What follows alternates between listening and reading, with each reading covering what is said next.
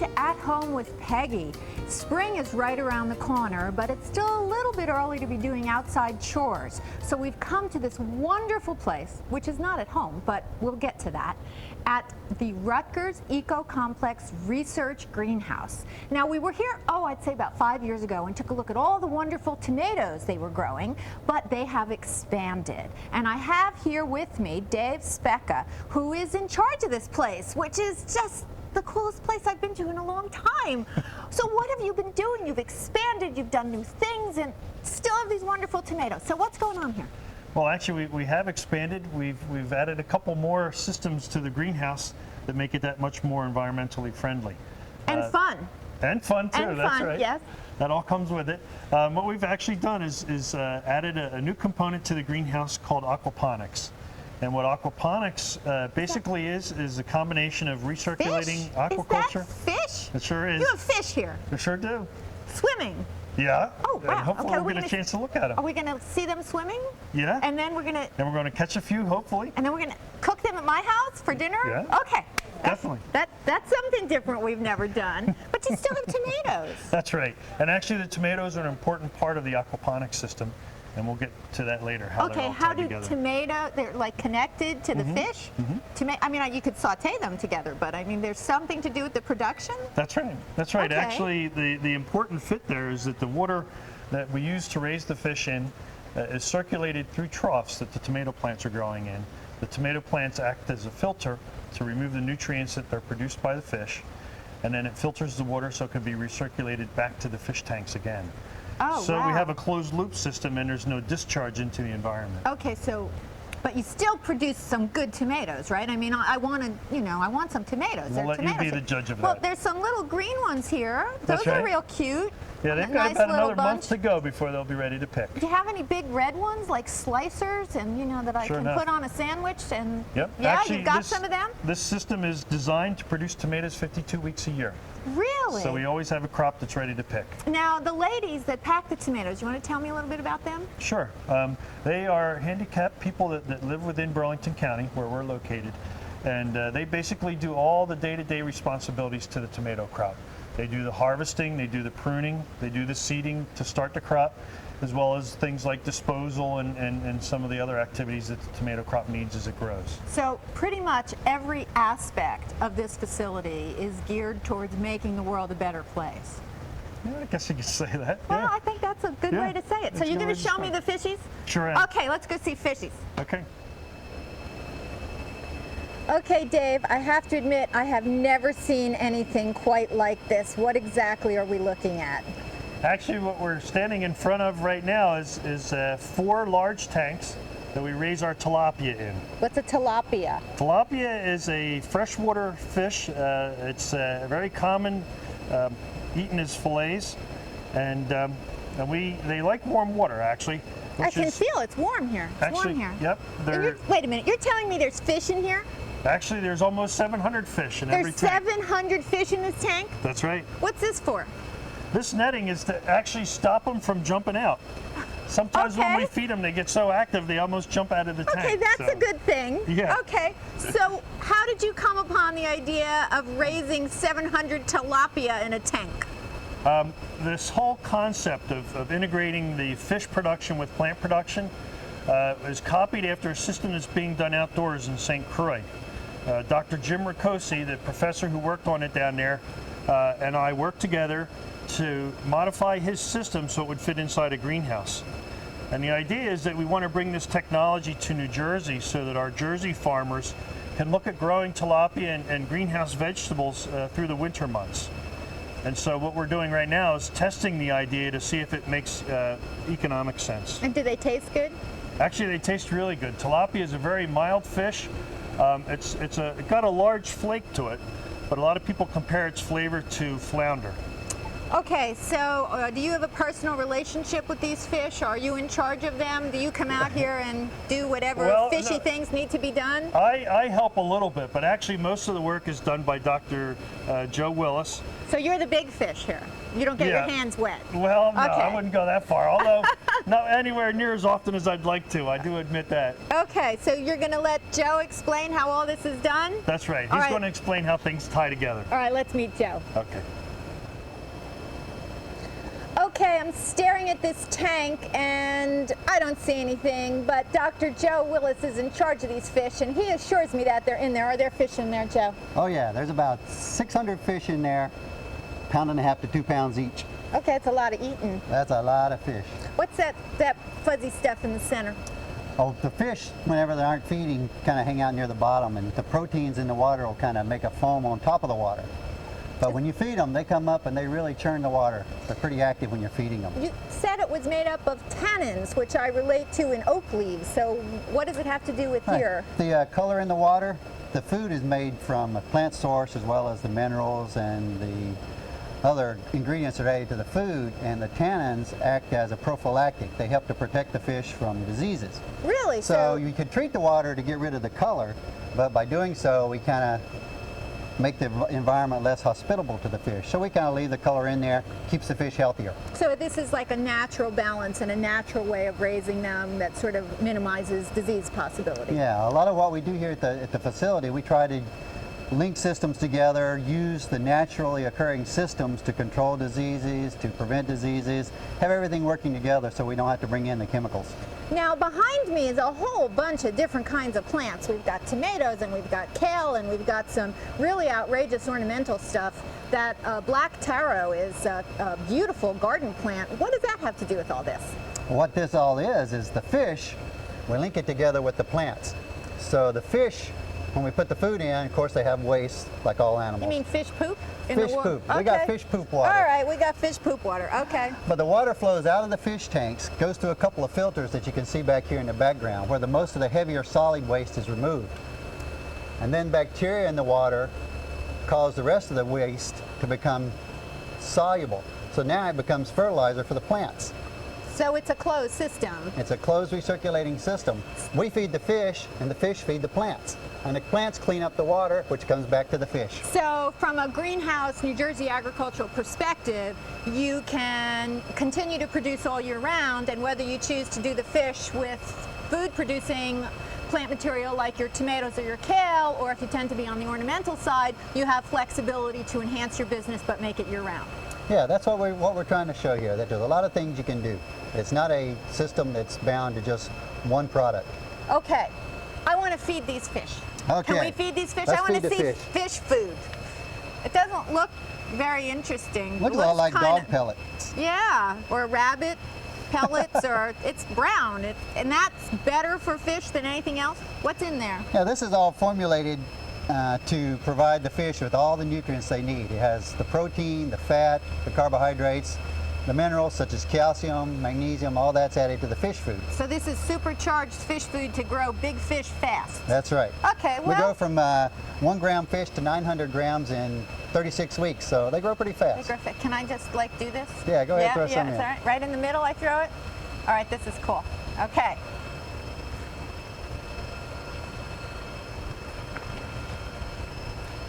How much do I throw in? Hey, there's the fish! Well, these fish, they eat about 6 pounds a day. We feed them 3 times a day. Do they get all of 5 pounds per day. They would get all this in one feeding. In one feeding? Okay. And they get 3 feedings per day. So three round meals a day, basically. Yep. Okay. Weekends too. Oh, do we get to see a fish? I want to see a fish. Yeah, we can catch some out and see what they look like. Okay, let's catch a fish. All right. Okay, Joe, this looks like a fish net. What am I supposed to do with this? Okay, what you want to do, even though there's 600 fish in there, sometimes they're pretty hard to catch.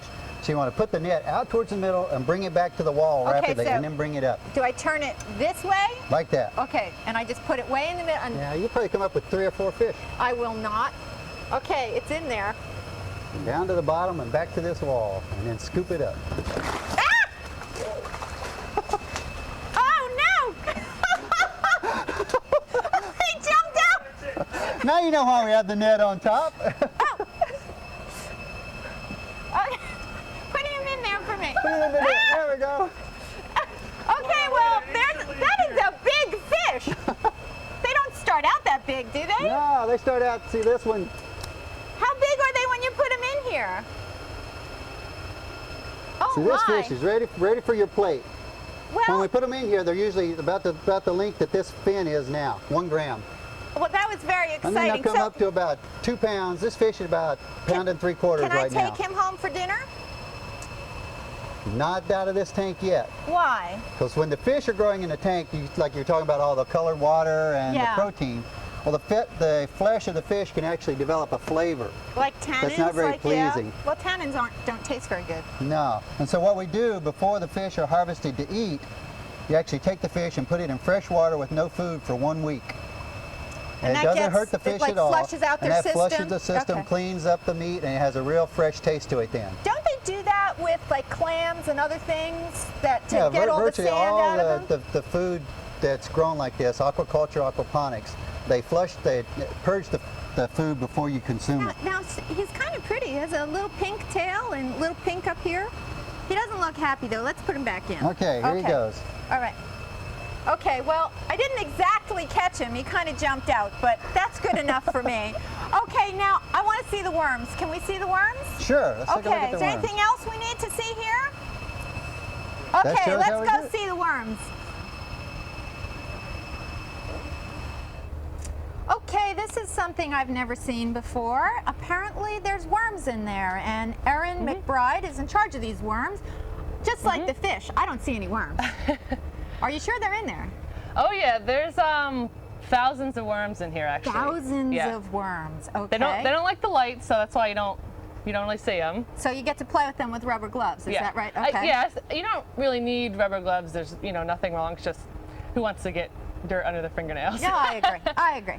So what is all this? Is that regular dirt? Where do you get that from? This is actually not dirt at all. This is what we would call vermicompost.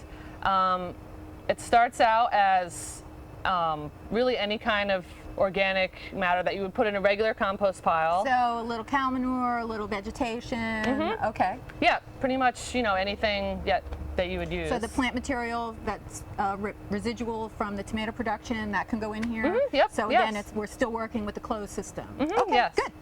And that gets composted thermophilically for You about mean at a really high temperature? yeah. So it kills human pathogens like Salmonella and E. coli.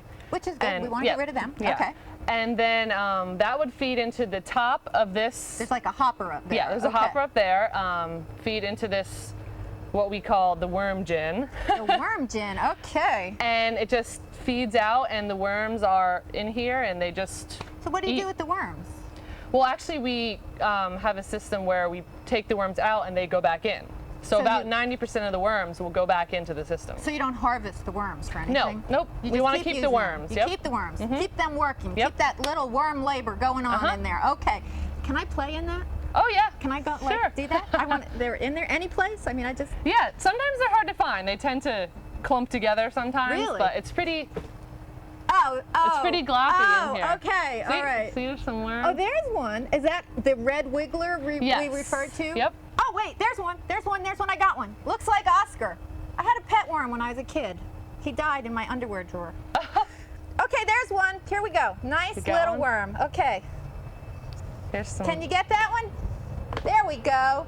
A superior worm. Wiggling. Doing his job. Eating. Pooping. Recycling. This is amazing. Okay. So then what do you do with all the compost?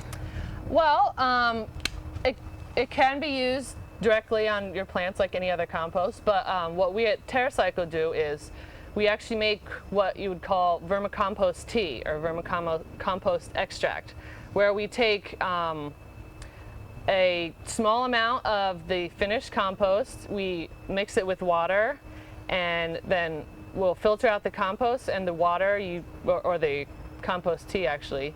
You can spray it on your plants, So it's pour it on them. somewhat like a liquid fertilizer that has a Yeah. large amount of micronutrients in it, and Yep. not necessarily huge amounts of nitrogen, but Yeah, it's pretty much the same as if you just got a normal ready-to-use fertilizer. this was a lot of fun. This was like getting to play in the goo and the dirt. Thanks for joining us, Erin. Oh, thanks. Sure. Well, that was a lot of fun. We have certainly gone full circle. And Dave, are those for me? They most certainly are. Wow, look at this beautiful tomato. So we have tomatoes, worms, and fish.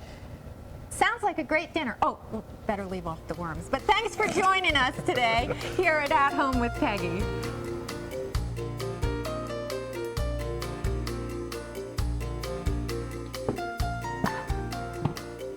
Oh, after living downstairs in the basement for over a year, it will be wonderful to move into this fabulous new space. But until then, I have to lug all this stuff up one load at a time. I do have a wonderful closet to put it in, and I want everything in the closet before I move the bed up here. It'll be a whole lot better to have my clothes and my bed all on one floor. I'm standing in the bedroom with the beautiful finished hardwood floor and the fireplace that will actually be part of heating upstairs. It's a natural gas fireplace run on a thermostat, which is not only functional but gorgeous. Certainly romantic for a wonderful new bedroom. But I've got to get all this stuff in the closet, so come on, let me show you all the stuff that is finished. I'm absolutely thrilled with the way this hallway came out. This beautiful wainscoting, I actually purchased at a garage sale for $75, but it was taken out of a church a long time ago. These panels were this wonderful dark rich brown, and the contractors, John from JCS, was able to match it with pieces of wood on the top and bottom and cut it to fit exactly in each of the spaces between the doors. Now this is a built-in bookcase that is a pine wood that is stained, not painted, with a teal stain, so you can still see the beautiful grain in it. The pictures on the wall are truly antiques, many of which are either my ancestors or my husband's. This particular young lady here is my grandmother, and she was pregnant with my father in this picture. The other pictures over here are Tommy's family on both sides, right before I enter into my wonderful closet. Now these shelves are going to allow me to see everything, so I don't have to dig through the bottom of drawers. There are sweaters here I completely forgot I had. I did sort through, and I'm embarrassed to say that I got rid of a whole lot of stuff, but can't have too many pairs of jeans. Now look over here at these wonderful shelves for shoes. I still have spare room, and if you look, some of these hat boxes were really very inexpensive, and I'm putting them on the top shelf with things I don't use so often that I'll be able to pull down with this very convenient little step ladder, little step stool that fits right under here. Lots of hanging space, a beautiful view out the window, and a place to sit down and put on my shoes. It's a wonderful closet, and I intend to fill every square inch. But probably my favorite part of the whole addition is the bathroom. Let me show you that. I'm absolutely thrilled with the way this bathroom came out. It's elegant, yet relatively simple. And I have to say that it was a combination of a few top-of-the-line items with some really careful shopping. This beautiful vanity was a garage sale special that I painted white to match the rest of the decor with a solid stone red top that's made out of quartz, which I love. The combination together is probably, you know, run-of-the-mill average price, but the $45 offset the price of this. The tile on the wall was just big box store, as well as the floor tile, nothing particularly outrageous. However, we did splurge on this magnificent bathtub and all of the faucets that are in the room. I think the bathroom is just gorgeous, but there's a couple of key things that I'm very pleased about. If you look at the curtains, I went out and bought lace curtains that I thought had that Victorian look, and got home and said, you know, it's just boring. It's just what everybody else would do. And I had these long white scarves left over from when my bedroom was red and white. So I dug them out of the closet, and they are simply draped over a tension rod. The red beads, which I think give just enough color to the windows, were Christmas leftovers that I paid 50 cents a strand for, but I think the look is gorgeous. This picture I found at a lovely little shop down the beach one day. I saw it and said, That's going right in that spot. And the roses with the red and white and the Victorian trim on the frame just makes the bathroom complete. I love the heated towel bars, the red accessories. I'm thrilled. I haven't used it yet. Any day now, and I can't wait to soak in bubbles in that tub. I will be very happy to have the house done so that when spring gets here, I can turn my thoughts back to the garden where they really belong. So I have some ideas to get a head start on spring, and one thing is to start your own seeds. It's an opportunity to get the exact variety that you want, maybe save some money rather than purchasing the plants already grown, and basically just play in the dirt inside for a while. So I have this interesting contraption that will help you get your seeds germinated that much more efficiently. Comes in this box, and this is it. Now, one of the things that makes seeds germinate that much better is to provide a little bit of bottom heat.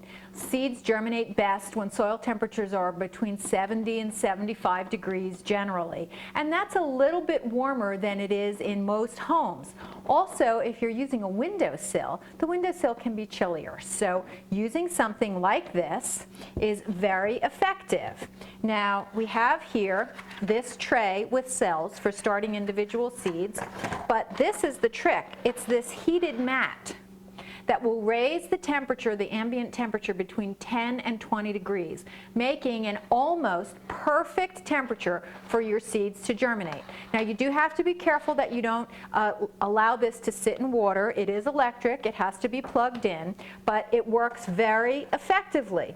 You put this in here, you fill this with a nice loose soil, one that is generally ideal for starting seeds. There are seed starter soils that are available. They're very heavy in peat and have almost no soil in them. You can also use vermiculite or perlite or even sterilized sand. That's very important to keep disease to a minimum. And you fill up the little cells like this. You can actually spread it all over the top and fill them all in one shot, or do them as you need them. This particular lid here creates a humid environment that also helps to accelerate the seed germination. Now, one of the most important things you can do is make sure that you read the information that's contained on the back of the seed packet. This information is provided on every seed packet. It tells you how long you have to wait to expect reasonable germination, how deep the seeds have to be planted, and even more importantly, there is the rare seed that needs either dark or light in order to germinate, and you need to know that information to locate your seed tray in the right spot. One other thing I do want to share with you is the importance, absolute critical importance, of coming up with some way of marking the seeds. You can do it by the row, you can do it in individual cells, you can come up with some other system, but you want to make sure you either use these wooden markers or these plastic ones. Also, make sure whatever you use is permanent. Very often, ballpoint pen will wash away, and what you think you knew you had suddenly becomes a puzzle that's very confusing and maybe even disappointing.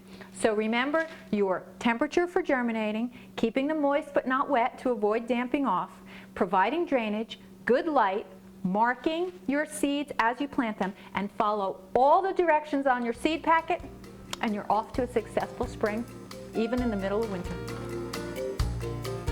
Well, I want to show you my brand new book. It just came out for this spring, and it's called Month by Month Gardening in New Jersey, and it is a companion book to my original New Jersey Gardener's Guide.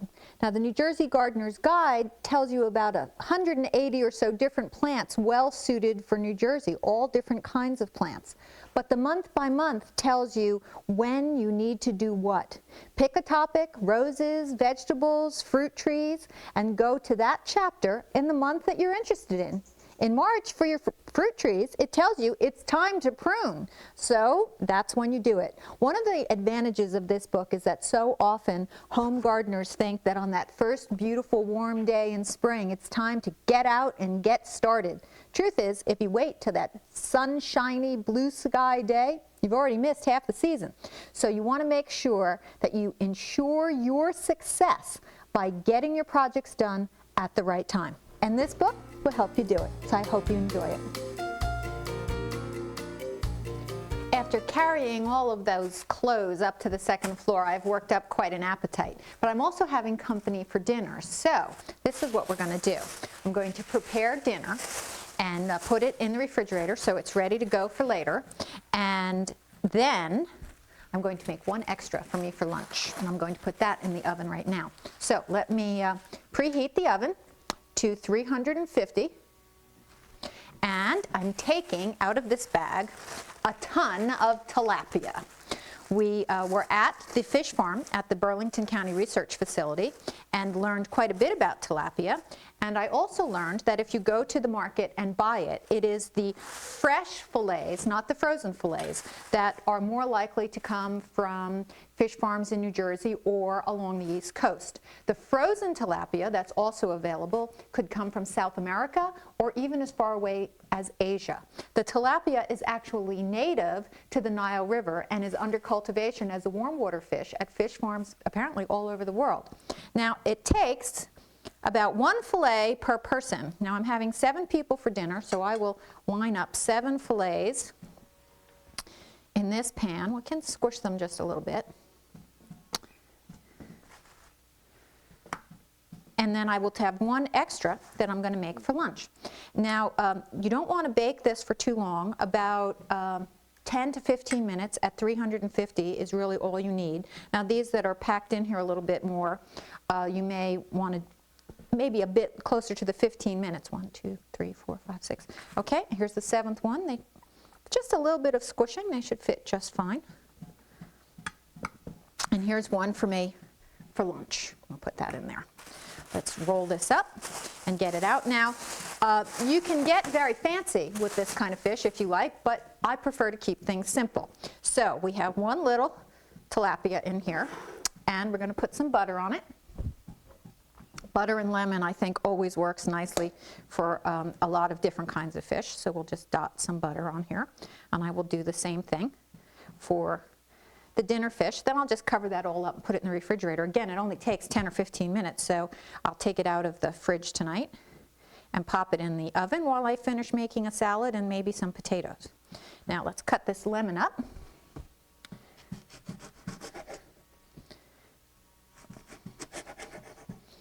And this is where it gets interesting. I'm going to sprinkle a little onion up here. And then some chopped up green pepper. Now, I've chopped the pepper fairly small because we do want it to bake. Again, it's only going to be in the oven for 10 or 15 minutes, so you want to cut up the pepper nice and small so it does get cooked. And we'll squeeze a little lemon juice on it. And pop this baby in the oven, and I can't wait to eat because I'm starving. And I'll show you what it looks like when it's all done. Well, that fish should just about be done now. It did seem to take just a little bit longer, so instead of between 10 and 15 minutes, it looks like it really needs between 15 and 20. Now I'm going to serve it with this nice little greenhouse tomato that we also got from the research facility. And this is going to be a absolutely wonderful and beautiful lunch. Now, let me get that little fish out.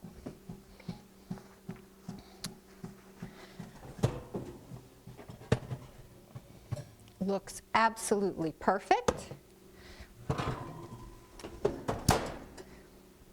I'm going to enjoy my lunch, and dinner is all ready to go, so it seems like I'm going to have a leisurely afternoon. So I hope you join me here next time at Home with Peggy.